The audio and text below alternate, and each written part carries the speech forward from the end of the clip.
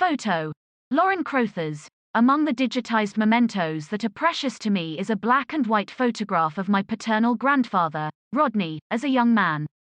The picture is undated, but he looks to be in his late teens or early 20s. He's sitting on a beach in Sydney, Australia, where he grew up. His hair is damp from the seawater, and the sun is illuminating the left side of his body as he rests his arms on his knees. The way he is glancing up and smiling at the camera reminds me of one of my brothers, whom he never got a chance to meet. Load error. The photograph breaks my heart. Rodney would go on to marry my grandmother, fight in World War II, become a father, and then die of melanoma at the age of 34, before my dad's second birthday. As such, he's always been frozen in time to me, sitting there, basking in the sunlight on that beach, or, in other photos, sitting smartly beside my grandmother in his uniform. Since I never knew him, the melanoma that killed him came to be one of the few scraps of information that defined him for me. A fact that would echo around in my head whenever I was exposed to the sun for too long, got a bad burn, or forgot to wear a hat. The echoes started to resonate deeper when skin cancer touched my own life. Skin cancer is the most common type of cancer in the world and typically falls into three categories: non-melanoma basal cell carcinomas, BCC, squamous cell carcinomas, SCC, and melanoma. Of these, BCCs are the most common but very rarely metastasize, while SCCs have a higher risk of doing so, usually starting in the lymph nodes. Melanoma is the most likely to spread, which makes it the most dangerous. And the Canadian Cancer Society, CCS, reports that melanoma cases in men and women are increasing at a rate of 2% per year across the country. According to projections for 2020, we are expecting 8,000 Canadians to be diagnosed with melanoma, says Elizabeth Holmes, manager, health policy at the CCS. This is up from the 2019 estimate of 7,800 total cases. This year, men are projected to account for 4,400 cases and women for 3,600 cases. Holmes says that while 65% of melanoma cases are usually due to UV sun exposure or tanning beds, people with a lot of moles on their body can also be at risk. I'm of Irish-Australian heritage and was born and raised in Hong Kong, where I had a lot of sun exposure as a kid. My freckles came in when I was about 3. The diagnosis of a few BCCs in my late 20s shouldn't have come as a surprise. Although my grandmother had taken my dad to have every mole on his body removed after Rodney's death, he still spent most of his adult life dealing with BCCs and SCCs. After I noticed some strange patches and bumps around my face and hairline, a dermatologist prescribed me topical creams like Aldara and Effidex. Over a period of a few weeks, the cream stimulates the body's immune response to fight the cancer cells, resulting in some rather red and angry-looking scabs, often much larger than the initial cancer. But it's remarkable how the skin can bounce back without any real trace of what was there before, and it's probably because it seemed so easy to get rid of them that I became too relaxed about following up properly as other suspicious patches appeared over time. I recently found out the hard way that given enough time, BCCs can recur, grow considerably, and require significant surgical intervention to remove and reconstruct the area. Lauren Crothers has had 5 carcinomas removed over the past year alone. On the right is her grandfather Rodney, who died of skin cancer when her dad was just 2 years old. Over the past year alone, I've had 5 surgeries to remove carcinomas on my back, forehead, scalp, and left ear. These are called Mohs surgeries, a procedure in which layers of skin are cut out in stages and tested until all the cancer is gone. My ear alone took 8 stages over a 10-hour period, then needed to be reconstructed with 2 additional surgeries in the months following.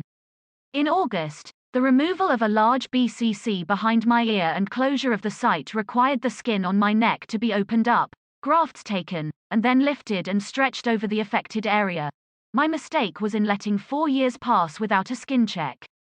By the summer of 2019, now living in the US, I could no longer suppress my anxiety about the patches slowly growing in different spots around my ear and forehead. I visited a dermatologist who biopsied my forehead and back but stalled on testing my ear tissue because she was convinced the patch there was psoriasis.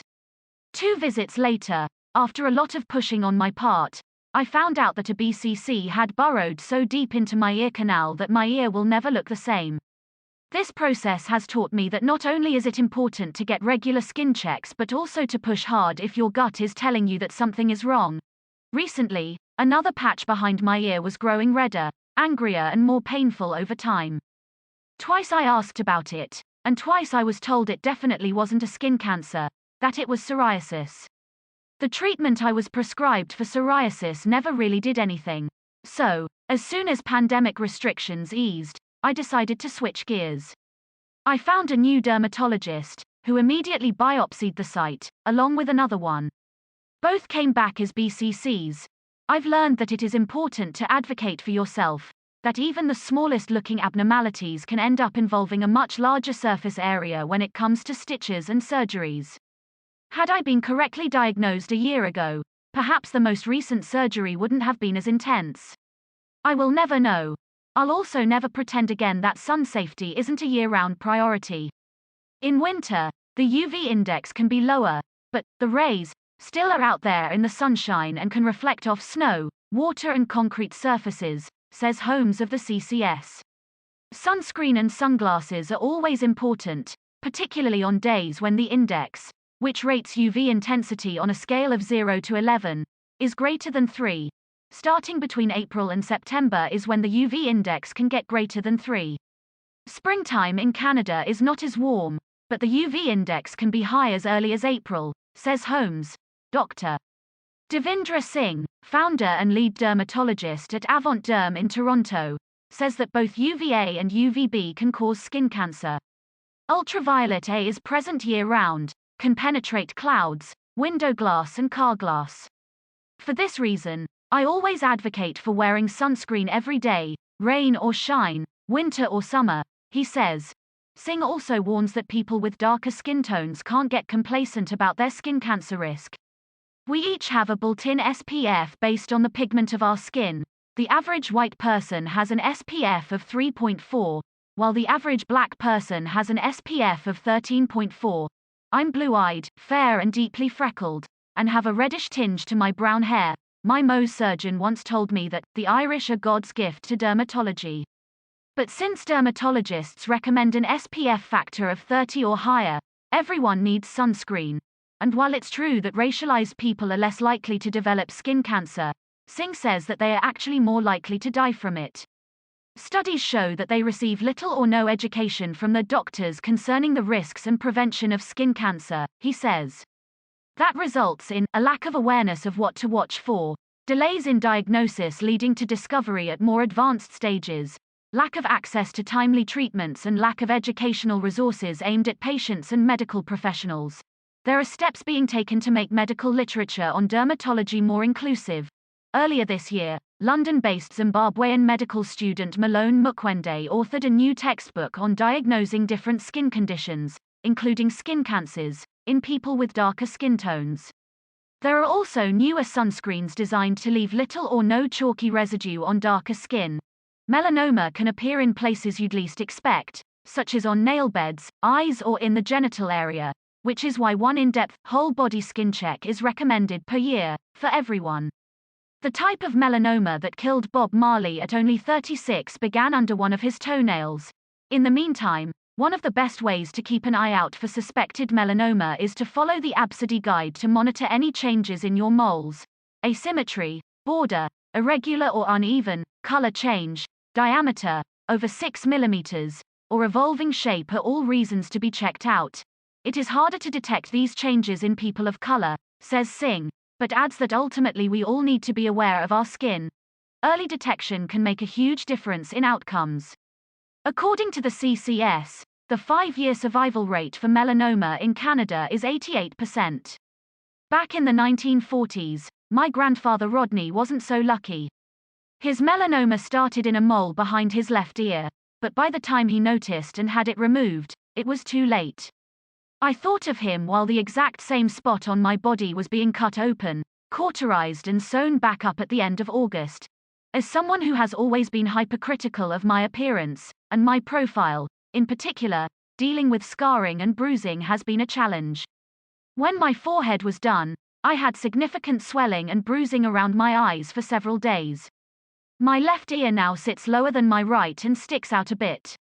I'm missing a chunk of my hairline. The experiences of disfigurement I've had are reminders that ignoring skin changes isn't worth it, and that it's okay to push for a second opinion or a biopsy if you feel like suspicious areas need a closer look. I do notice the looks I get. I was afraid people would think I had been beat up, and I was asked once if I'd been in a car crash. I took it as an opportunity to talk about regular skin checks and early detection. I made a decision to be public about my own issues with skin cancer to get the conversation going. The number of people who've contacted me privately to say that they went on to book a skin check is the ultimate payoff. One friend says she ended up having a precancerous spot frozen off the end of her nose after seeing one of my posts and booking an appointment. I might never feel quite as confident in an updo as before, but I keep telling myself that skin is a beautiful thing, and its ability to heal over time is astounding. I will never be scar-free, but that is okay, and far better than allowing a BCC to settle in, given their ability to destroy bone and tissue, let alone a more aggressive SCC or rapidly spreading melanoma.